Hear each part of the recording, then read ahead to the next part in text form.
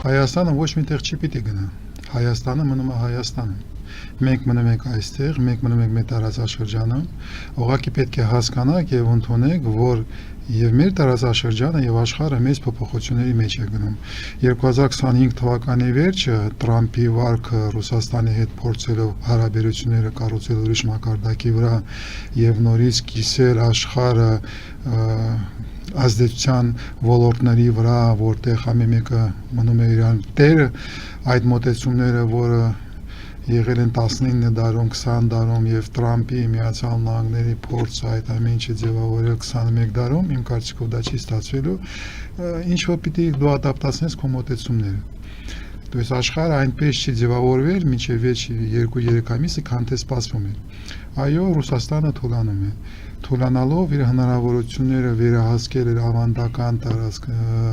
ազդեցության ոլորտները իջեցնում են։ Եվ զուգահեռ մենք դա տեսնելով տեսնում ենք ոնց է Միացյալ Նահանգները արևմուտքը փորձում ամրացնել իր դիրքորոշումները Հայաստանում։ Այն տրիպի պրոյեկտը, որը հույս ունեմ կարող է սկսվի, որը նախաձեռնել է Տրամփը, այդ ուղղությունների սիմպտոմներից մեկն է, որ Միացյալ Նահանգները ոնց որ ուզում են ամրացնել իրենց ներկայությունը Հարավային Կովկասում, բայց մյուս կողմից տեսնում եք հակասող process-ներ Ուկրաինայում։ Ոնց կզարգանա աշխարհը 2026 թվականին, այսօր ոչ մեկը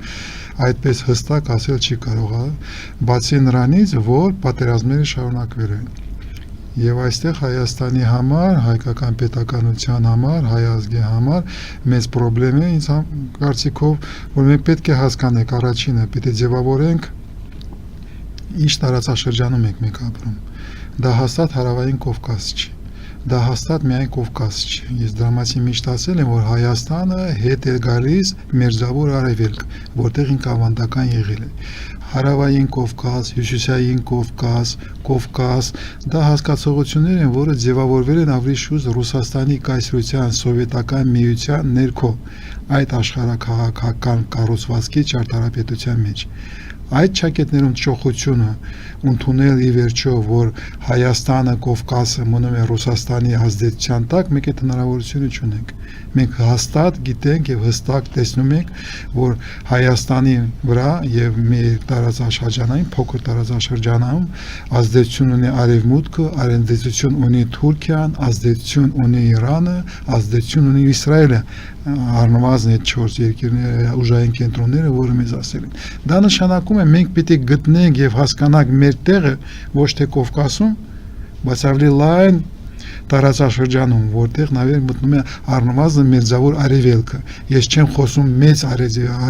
Մերձավոր Արևելքի մասին, որտեղ եթե ճիշտ մոտենակ, օբյեկտիվորեն մենք պիտի մտածենք կենտրոնական Ասիայի կապերի մասին եւ Ղազախստանի հետ մեր հարաբերությունները, որ սկսել են ձևավորվել, դա վառ օրինակն է։ Մի խոսքով այն ժամանակները եւ մենք կարող էինք մտածել սահմանափակ, իզոլացված, մնալով միայն Հայաստանի Հանրապետության սահմաններում, մնալով միայն Հարավային Կովկասի սահմաններում, այդ ժամանակները վերջացել են։ Մենք պիտի հասկանանք, որ 2026 թվականում մենք լինելու ենք մեծ Մերձավոր Արևելքում կամ առնվազն Մերձավոր Արևելքում որպես մաս։ Եվ այստեղից մեծ խնդրեմ է առաջանում, որտեղ Մերձավոր Արևելքում այսօր գնում են պատերազմներ։ Այդ պատերազմները տարածաշրջանային են ի բնույթով։ Իրանի, Իսրայելի պատերազմը, որը շարունակվում է, Թուրքիայի ներգրավումը Սիրիայի, որ Սիրիան կիսվեց փաստորեն, Իսրայելի եւ Թուրքիայի հարաբերությունները, Հունաստանի հարաբերությունները, մենք արդեն դուրս է գալիս Մերձավոր Արևելքից, արևմուտքն է գալիս Հունաստանը եւ Կիպրոսը որպես արդեն Եվրոպայի մաս եւ այլ եւ այլ։ 2026 թվականում հեշտ պատասխաններ չկան։ Դու պարտավոր ես մտածել առնվազն տարածաշրջանային տրամաբանության մեջ եւ այդ տրամաբանությունը լինելու է ռազմական իր բնույթով։ Դա խաղաղության տրամաբանություն չի, դա ռազմական պատերազմի տրամաբանություն է եւ դու պարտավոր ես դա հաշվի առնես։ Հիմնական սկզբունքը մոտեցում է այս վիճակում պիտի լինի, որ վիճակը բարդ է, լուծումները բարդ են լինելու եւ այդ բարդ լուծումների մեջ չէ փորձել բարձեցնել, հստակացնել վիճակը։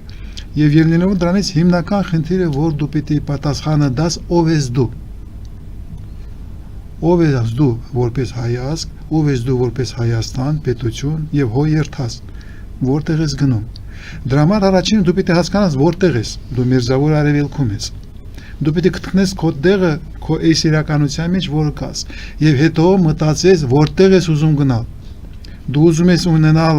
մի ճարտարապետություն, անվտանգության ճարտարապետություն, որտեղ Հայաստանը լինելով Մերձավոր Արևելքի մաս, նաև մտնում է եվրոպական անվտանգության ճարտարապետության մեջ։ Նման խնդիրը կարելի է դնել եւ պետք է դնել, ես դրա մասին բավականին շատ գրել եմ եւ հույս ունեմ կշարունակեմ գրել։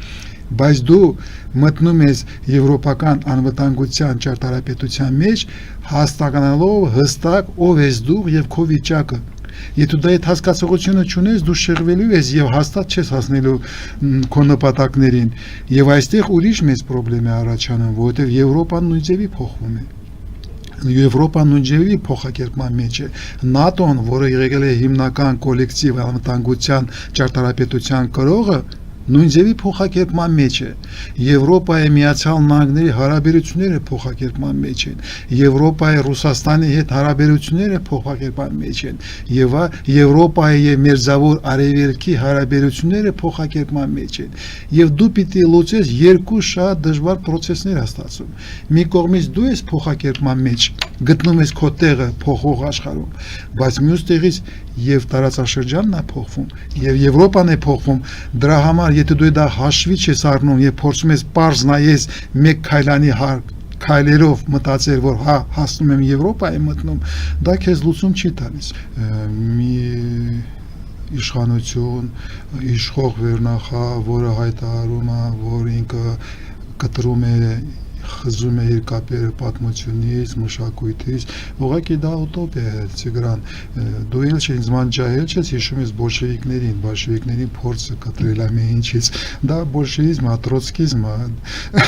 անհնար է ազգին պետության կտրել պատմությունից, քո պատմության դու մասն ես, քո պատմության մեջ ես, դու այդ ծավալված ես քո պատմության մեջ եւ քո ապագան որոշում է քո իրականությունը իհարկե, բայց առանց պատմության, առանց համատեքստի, այս քո պատմական մշակույթային համատեքստից, միջավայրից, լանդշաֆտից դու անհնար է որ կարողանաս մտածես ապագայի մասին։ Նման համապակում իմաստ չունի, դա անհնար է ձևավորել։ Դրա համար չեմ կարծում որ Նիկոլ Փաշինյանի հայտարարությունը ուրիշ նպատակներ ունի, ինքը ուզում է Հայաստանը իզոլացնի եւ Հայաստանի խնդիրները, ազգային խնդիրները սահմանափակի միայն այսօրվա Հայաստանի սահմաններով։ Այս սահմաններ չեն ավելի ճիշտ, պետք է խոսել շփման գծերի մասին, որովհետև այդ շփման գծեր են, որը ձևավորվել են ագրեսիվ պատերազմի հետևանքներով։ Առաջին հանրապետության ժամանակներում եւ ռուս-թուրքական դաշինքը բոլշևիկները եւ քեմալիստները կիսեցին Հայաստանը,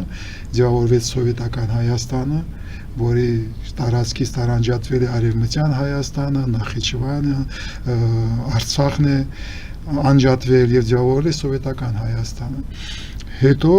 նորից կարող է process-ները շարունակվել են եւ հետո հետսովետական տարածքները մենք նաեւ կորցրել ենք ասենք Արցախը չեք կարողացել պահել։ Եվ հիմա Նիկոլ Փաշինյանը հույս ունենալով որ կկարողանա պահպանել իշխանությունը, ուզում է փորձել մեծ իզոլացնել փոքր Հայաստանի ներքո, բայց փոքր Հայաստանը միայն այսօրվա սահմաններում, որը հաշվի չի առնում, որտեղ է ինքը գտնվում եւ որտեղ է, ոնց է ձևավորում ազգային շահերը, փորձելով կտրել իր մշակույթային, ոգևոր, գաղափարախոսական հիմքերից նման Հայաստան ապագա չի կարող ունենալ։ Մանավանդ այս փոփոխող ժամանակներում։ Եթե ժամանակները անփոփոխ են, կանգնել են, շատ դանդաղ են, փոխվում, այդ ժամանակ դու կարող ես ինչ-որ հույսեր ունենաս, որ կարող ես գոյատևես այդ ճանապարհներին, այդ ժամանակների մեջ, բայց երբ ժամանակները սկսում են փոխվել եւ դինամիկ փոխվել, ոնց մենք այսօր ունենք, եթե դու չես հասկանում ով ես դու, չունես այդ խարիսխները, որը քեզ թույլ են տալիս մնալ կայուն եւ չկորցնել քո օրիենտացիաները, դու հաստատ վերջանալու ես որպես պետականություն, որպես ազգ։ Ճանապարհը անհասկանալի, ոչ թե անհասկանալի է, ես հասկանում եմ, Նիկոլ Փաշինյանը լուծում է իշխանությունը պաշտպանելու խնդիրը, եւ այդ խնդիրի շուրջ փորձում է ինչ-որ ուտոպիկ մոտեցումներ ներկայացնել եւ իմպլեմենտացնել ներդրի հայկական հասարակության մեջ։